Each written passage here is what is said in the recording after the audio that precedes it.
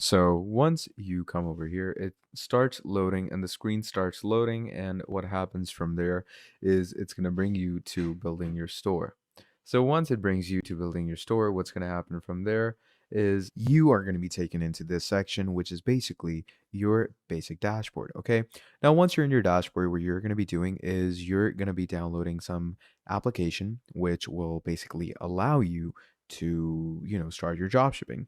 So, in my opinion, I would always suggest users to go with some application like CJ Dropshipping or maybe Spocket or Deezers. So, what I'm going to do is I'm going to be adding CJ Dropshipping for myself. So, for that, we're going to click on Add Apps and we're going to click on Shopify App Store. Now, once you click on your Shopify App Store, it's going to basically load things in and it's going to bring you here. Now, once you are over here, what you're simply going to do is you're going to search up CJ. Just search up CJ. You can write dropshipping if you want to, but I'm just simply going to search up CJ.